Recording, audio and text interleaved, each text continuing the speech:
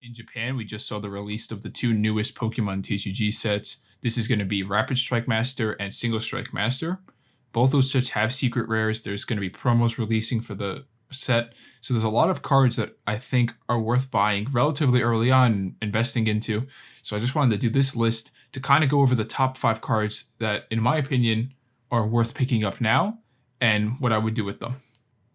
So number 5 on this list is going to be the Honey Full Art Supporter. Why I like this card is that it's very similar to the Hop and Pokemon Center Lady promos that have been released so far. We see on the front it just has the set stamp for Rapid Strike and Single Strike, and it's going to be given out for free to people who purchase the set in Japan. So why I think this card does better than Hop long term is just that Hop isn't that popular of a trainer, and furthermore, it's not a girl card.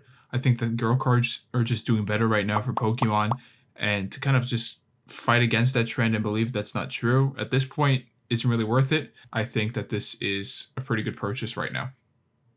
So number 4 on this list is going to be 2 gold cards. One of them comes from Single Strike and the other one comes from Rapid Strike. It's going to be this Gold Shiny Houndoom and Gold Shiny Octillery. And these are both cards that I don't believe have had shiny versions in the past, so it's the first time we're seeing them in shiny form.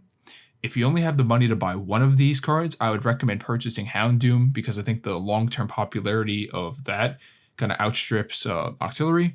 But I do think both of these are great purchases for the artwork and for like how rare they really are to pull.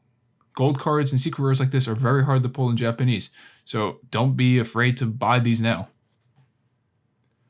Number 3 on this list is going to be the Full Art Korrina's Motivation, which features Korrina, the gym leader from, I think, X and Y. The main reason that I think this card deserves number 3 is because it's a cute trainer card.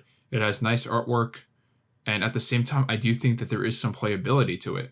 So this is going to be the full art version of a potentially playable card.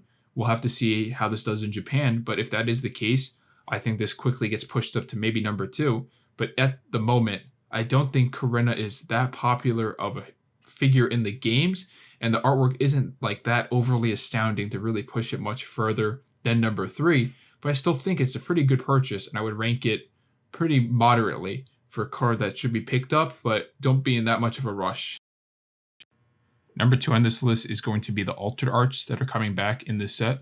They are releasing a bunch of different altered arts for Pokemon, but the 3 main ones that I think are going to do really well off the bat are Empoleon, Tyranitar, and Urshifu. In my opinion, Tyranitar and Empoleon are a little bit below Urshifu. Empoleon is a good card right now because it's a popular Gen 4 starter, so it kind of plays into nostalgia, while at the same time too, there's speculation that Diamond and Pearl might get remakes on the Nintendo Switch sometime this year. So that will drive further hype and interest in Empoleon cards throughout the year if that does happen. Tyranitar is easily one of the most popular Johto Pokemon. This artwork is very cute. It's just great art. At the end of the day, a lot of the stuff that I'm saying really just boils down to, is the art good? And if it's good art, there is going to be someone that wants to buy it. And that's really the case with Urshifu. Urshifu cannot rely on nostalgia at all to drive sales. Urshifu's artwork is really so unique.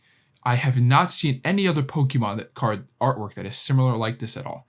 If anything, it reminds me more of like a Dragon Ball Super full art with the crazy colors and dynamic posing and all that and all the details. But this is the first time the Pokemon Company has done this type of card for their own TCG. So I really just think that this, out of all the altered arts, if you can get one, go for Urshifu V. And finally, for number 1, I think the best card that's releasing within these 2 sets is going to be a tie between the Cheryl Full Art and the Phoebe Full Art. Both of these have, in my opinion, the conditions for like the perfect storm to drive sales on a set. They are both really, really nice artworks on full art trainers. Both of them have cute female artwork that I think does well with like the whole waifu craze now, as I've mentioned in the past. Both of them play into nostalgia as well, with Cheryl being a very popular character from Sinnoh. I just don't think you can go wrong buying these cards. These cards will be very popular because of how nice the artwork is.